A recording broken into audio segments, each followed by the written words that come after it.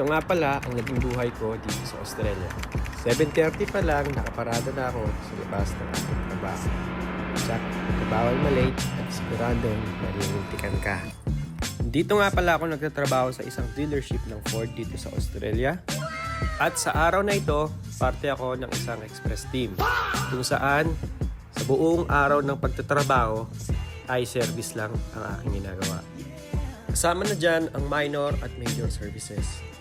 Makikita nyo rito na napakaraming sasakyan ang pumapasok sa aming shop. Umaga pa lang, pagbukas nito, nakapila na ang mga tao para magpa-service sa kanilang sasakyan. 7:39 na ng umaga, clock in na tayo. Nagdadala ako ng sarili kong baon upang makatipid sa mga mamahaling bilihin dito sa Australia.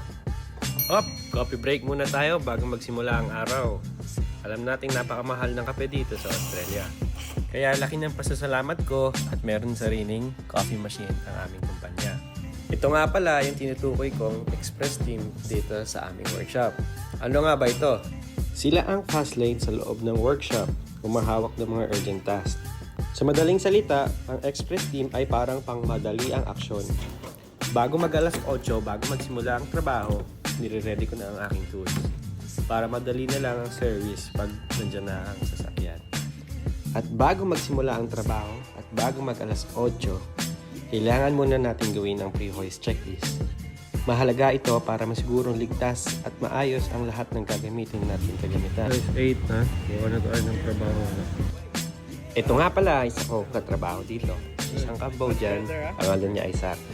Napakabuting tao. At sa pagsapit ng alas 8, oras na para kumuha ng trabaho. Ngayon, pag-usapan natin kung paano ang tamang daloy ng trabaho sa isang mechanic dealership. Sa ganitong trabaho, hindi pwedeng bara-bara lang.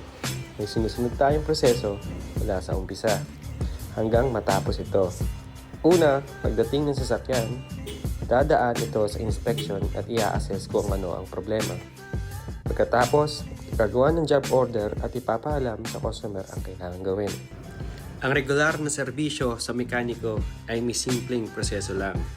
Nagsisimula ito sa inspection ng sasakyan, pag-check ng fluids at parte. Saka gagawin ang kailangan tulad ng oil change at adjustments. Sa una, parang komplikado, pero kapag nasanay ka na, nagiging routine mo na lang ito. At hindi mo namamalayan, bumibilis ka na palang magtrabaho. Sa katotohanan nga lang, wala din akong alam na nagsisimula pa lang ako. Pero natutunan ko lang ang lahat dahil sa araw-araw kong experience. Sa huli, importante ang final check para siguradong maayos bago ibalik sa customer. Sa mga nagbabalak na maging mekaniko dyan, sa umpisa marami kang hindi pa alam at marami kang matututunan.